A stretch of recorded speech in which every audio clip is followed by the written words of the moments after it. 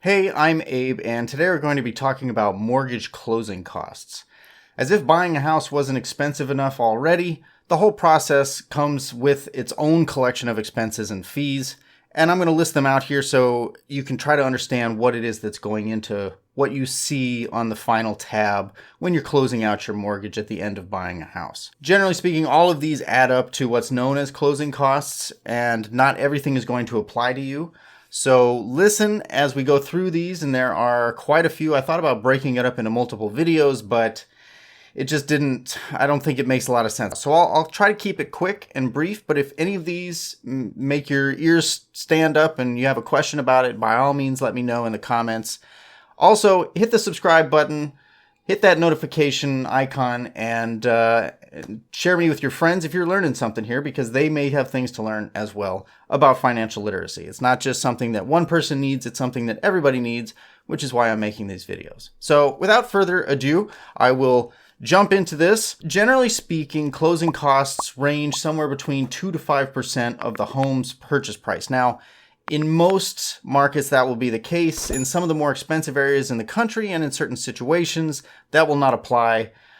On average, they're somewhere around $5,750, give or take, according to Investopedia. But what goes into closing costs? And like I said, there are quite a few, so I'm gonna go through them, and they're gonna be numbered. I'll list them out in the description below if you want to follow along, or if something jumps out and you want to call out, what about number 7? Can you go through that in a little bit more depth? And I'll make a video to do just that. Usually there's a loan application fee that gets charged by the lender, and that's the first one. Secondly, there's also often a real estate attorney that's required by state law, and that attorney needs to be paid for his or her time. There's a closing or escrow fee paid to the title company usually, or escrow company, and that also depends on state law. There's a courier fee if you're doing actual physical signatures and physical paperwork, which a lot of banks still are doing in spite of the availability of digital signatures and paperworks. So number 4 is a courier fee, and that's paying the person to ferry your documentation from one area to another. Number 5 is a credit report fee, and that's paid to your lender to pull your credit reports from Equifax and these other credit reporting agencies. Number 6 is if you choose to escrow your property tax and your home insurance along with your mortgage, and we'll talk about this more in one of the upcoming videos, there may be a request for 2 months worth of home insurance and property tax that gets pulled out as a part of that closing process. Number 7, if this was an FHA loan, you may need to pay an upfront mortgage insurance premium like we talked about in past videos. Number 8, you may also need to pay a certified flood inspector to determine whether your property is in a flood zone, which would then require flood insurance. And that's usually separate from the home insurance policy that you would be carrying on your home anyway. Number 9, if you bought a house that's in a homeowners association, you may need to pay the costs of switching out the seller for you and all of the HOA's documentation and contracts. Number 10, most banks will require you to pay or to prepay your first year's homeowner's insurance premium right at closing. And that can be thousands of dollars just by itself, depending on the price of the home and how much it would cost to replace it. There may also be and this is number 11, there may also be a title insurance that you need to pay for that protects the lender in case there's an ownership dispute in the future that didn't come up during the title search. And this is like the title of the home that you are purchasing. So somebody may come along and say, hey, I actually own that property, and you can see by this title document or this deed. And it protects the lender. Later on, you'll see that there's also an item that you're paying for that is a similar type of insurance for yourself to protect yourself in case somebody comes along with a title dispute. Now, number 12, there may be a lead-based paint inspection that's required, and this is paying for that. Number 13, if you chose to purchase any discount points like we talked about in the previous video, or mortgage points, this is where that cost would also show up. You'll likely need a title insurance policy like we talked about for yourself, and you're insuring yourself in this case, in case somebody disputes the ownership of the home. Number 15, there's an origination fee that covers the lender's administrative costs to process your loan. Now, this is a tricky one because sometimes lenders won't charge you this. They'll just increase your interest rate instead, and that'll cover the costs over the time of the loan, which feels a little dirty to me, but that's just me, and I don't work in banking. Number 16, your new house will need a pest inspection, most likely, and that's assuming that one hasn't been done recently, perhaps by the seller. And depending on what market you're in, sometimes the seller handles a lot of these inspections. Number 17, you'll be charged an amount that would cover the amount of interest that would accrue on your mortgage from the date of closing to the date of your first mortgage payment, and that'll get baked into your closing costs. Number 18, if your down payment is less than 20%, your lender may require a private mortgage insurance, and you'll be on the hook for the first month's PMI or private mortgage insurance payment at closing. Number 19, lenders will likely appraise your new property to make sure it appraises for the amount that you're paying for it, and you have to pay for that appraisal.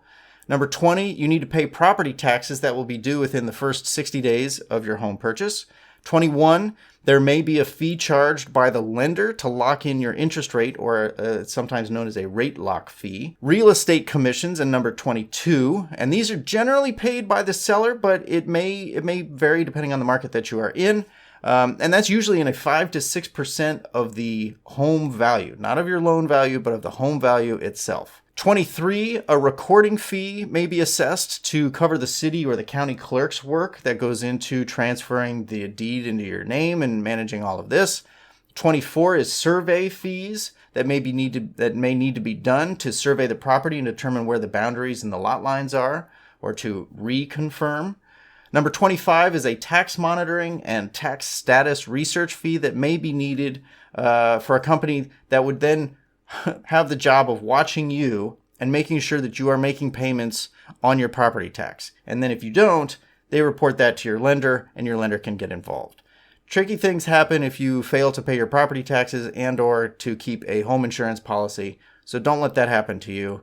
We'll talk about escrowing and an escrow account in a future video, but we'll just keep pushing here. So number 26, there may be a fee that's charged by the title company to pay for their public records search on the property that you're purchasing. So the title company will go and try to do a lot of due diligence to determine whether there's any odd claims to this house that you think you are buying, to try to save you from the things that you now have insurance to protect you from that we talked about earlier. There may also be, and this is 27, transfer tax that's applied depending on the local government laws when the title changes hands from the seller to you. Number 28, there may be underwriting fees that are charged by the lender for the work that their underwriters do to assess the risk of your application, whether you should get the loan or not, right? So it's kind of a risk assessment fee. And lastly, if you are a part of or working with Veterans Affairs, there may be a fee associated with that as well. Now, this is an incredibly long list. We've got 29 items on there. Like I said before, not all of them are going to apply to you, but it's good to know what they are when they show up on your mortgage as you're closing out. If you see things that you don't like, definitely bring that up and ask your lender. They should explain it to you, and if they don't give you an explanation that you like, go and find a different lender. Follow some of the links below. There are more precautions and explanations that you can get from there, but like I said earlier, if there's anything that jumped out at you, by all means hit me up in the comments. Let me know what you're curious about, and we can dig into it together. I'm happy to do that. Thank you for being here. Thank you for watching. We're continuing on in the mortgage vein of things. I'm going to be moving here shortly, so I'm going through a lot of this. And you'll see that some of the furniture is disappearing from behind me because we are unloading things that we no longer want or need and don't want to move. At any rate, if there are gaps coming up, I apologize, but that is why, and moving is a pain in the butt. So I'm teaching you all of the things that we're going through right now. So by all means, hit me with those questions, and I will see you in the next video.